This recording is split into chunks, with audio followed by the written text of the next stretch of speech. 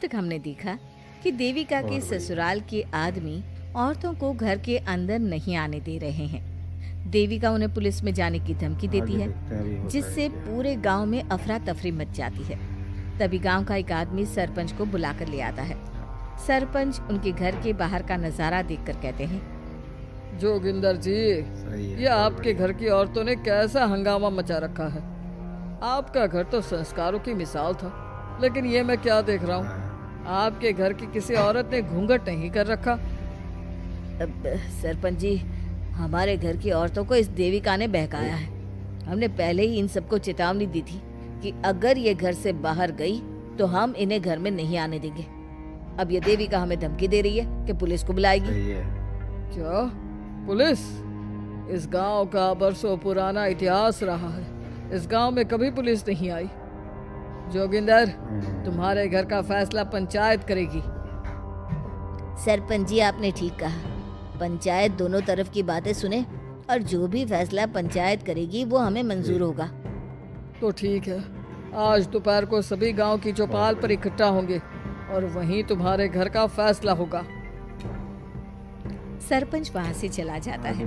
घर के आदमी घर के अंदर जाकर दरवाजा बंद कर लेते हैं और घर की औरतें वहीं घर के बाहर पेड़ के नीचे बैठ जाती हैं। तभी विमला कहती है, देविका बहू, तुम्हें भूख लगी होगी ना? नहीं माँ जी, मुझे भूख नहीं लगी, मैं ठीक हूँ। बहू, तेरा बच्चा छोटा है अभी, तुझे भूखा नहीं रहना चाहिए। वीना, सुजाता, जाओ पास में जो पंडित जी का बाग है ना, वहाँ से कुछ फल तोड़ लाओ। वीना और सुजाता पास के बगीचे से खूब सारे फल तोड़ कर ले आती हैं। सभी औरतें फल खाती हैं। तभी देविका कहती है, आप सब घर से बाहर निकली, घूंघट उतार दिया तो घर के बाहर भूखे प्यासे बैठे हैं। इस बात पर इन अहंकारी मर्दों को शर्म क्यों नहीं आ रही? हाँ देविका, तुम ठीक कह रही हो। अगर हम मर भी जाए ना, तब भी इन मर्दों के लिए इनके बनाए गए नियम कानून ही अहम रहेंगे, हम नहीं। सुजाता भाभी, मुझे तो सबसे ज्यादा सचिन पर गुस्सा आ रहा है। उसने मुझसे लव मैरिज की थी, क्या क्या वादे किए थे कि मेरा साथ कभी नहीं छोड़ेगा, और आज उसने मेरा साथ छोड़ दिया। अपने बच्चे को एक बार भी नहीं देखा उसने। देविका, वो शुरू से ही ना डरपोक रहा है, लेकिन इन सारी बातों को छोड़ो। मुझे तो इस बात की चिंता हो रही है कि पंचायत में न जाने क्या फैसला होगा। पता नहीं वो इंसाफ करेंगे भी या नहीं। वीना दीदी, आपको अभी भी पंचायत से इंसाफ मिलने की उम्मीद है? अगर इस गांव की पंचायत में सच में इंसाफ करने की भावना होती तो सरपंच जी अभी हमें घर के अंदर उगल कर गए हैं हमारे खिलाफ। तो बहू, अब हम क्या करेंगे? पंचायत तो हमारे खिलाफ ही फैसला सुनाएगी। पहले तो हम अपनी सारी बातें रखेंगे। अगर ये लोग नहीं माने तो आपको वही करना होगा जो मैं कहूँगी। लेकिन एक बात आप याद रखना, किसी भी सूरत में हम झुकेंगे नहीं, क्योंकि हम सही हैं। देविका सभी औरतों को समझा रही थी। तभी वहाँ एक गांव वाला आता है। आप सभी को पंचायत में बुलाया है। उस गांव वाले की बात सुनकर सभी औरतें पंचायत में पहुंचती हैं। वो देखती हैं कि उस पंचायत में सारा गांव इकट्ठा हो गया है। बहुत सारी औरतें लंबे लंबे घूंघट करके वहां आई हुई हैं। तभी पंचायत की कार्यवाही शुरू की गई और घर के आदमियों से पूछा गया कि वो घर की औरतों को घर में क्यों नहीं रखना चाहते।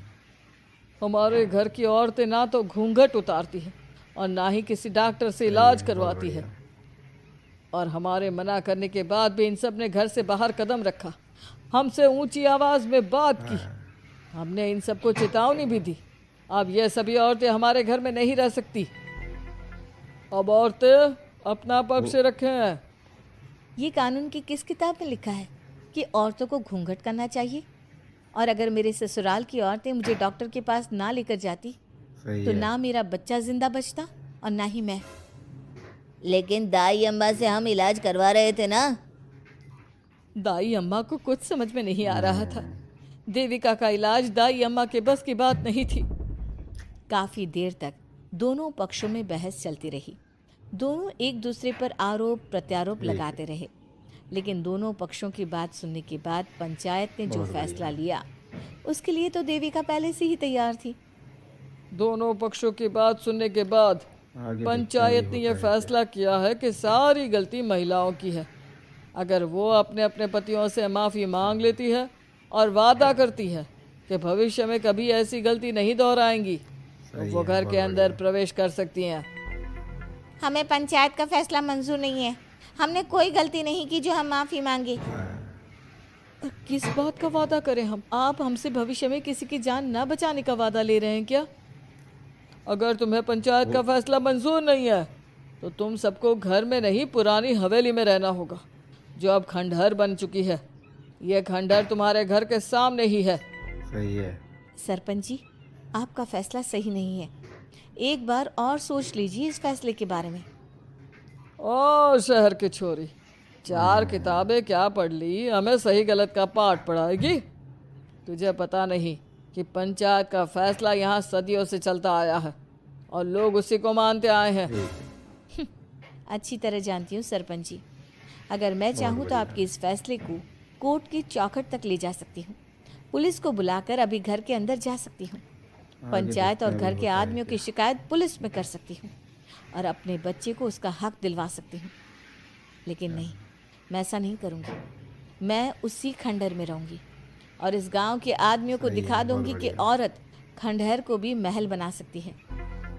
सारे गांव की औरतें देविका की बातें सुनकर हैरान हो जाती हैं। उनका जीवन घूंघट और घर के 4 दीवारी के बीच में ही था।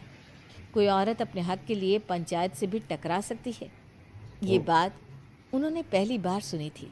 अब देविका घर की औरतों के साथ खंडहर में चली जाती है। माँ जी, ये खंडहर तो काफी पुराना है। भाभी, खंडहर पुराने ही होते हैं। मुझे तो डरावना भी लग रहा है। मैं डर की वजह से कभी इस खंडहर के आसपास भी नहीं आई, लेकिन मुझे क्या पता था कि एक दिन इसी में रहना पड़ेगा। ये तो टूटा फूटा भी पड़ा है। माँ जी, एक काम करते हैं, ये खंडहर तो काफ़ी बड़ा है, इसलिए एक हिस्से की साफ सफाई करके उसे ही रहने लायक बना देते हैं। बाद में धीरे धीरे पूरा खंडहर ठीक कर लेंगे। हाँ बहू, तुम ठीक कह रही हो। टूटे हुए हिस्सों पर मिट्टी और ईंटें लगा देते हैं। सुजाता और वीना, तुम साफ सफाई कर लो। सभी औरतें मिलकर खंडहर के एक हिस्से को सुधारना शुरू कर देती है और काफ़ी देर तक मेहनत करने के बाद वो उस हिस्से को काफ़ी हद तक अच्छा कर लेती हैं। और इसी तरह रात हो जाती है। सभी औरतें बैठकर बात करती है। माँ, हमने इस खंडहर को घर तो बना दिया है, लेकिन ये घर चलेगा कैसे? हाँ माँ जी, मैं भी यही सोच रही हूँ। और हम सब तो बड़े हैं, गर्मी सर्दी भूख कुछ भी आसानी से बर्दाश्त कर सकते हैं। लेकिन देविका का बेटा बहुत छोटा है, उसे तो हमें अच्छी तरह से पालना होगा ना। मैं भी यही सोच रही हूँ कि आगे हमें क्या करना चाहिए।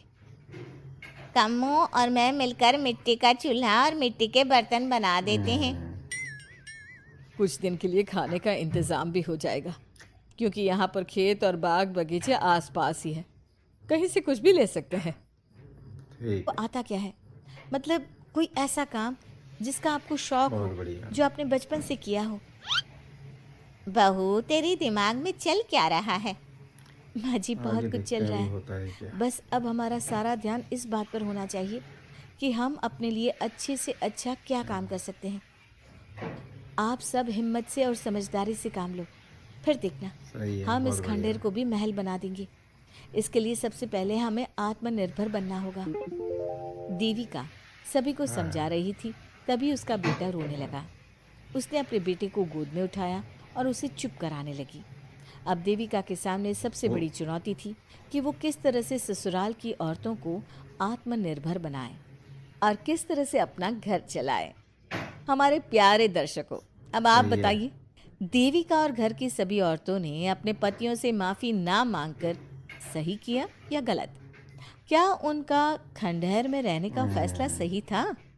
अब देविका को क्या कदम उठाना चाहिए, हमें कमेंट में ज़रूर बताना।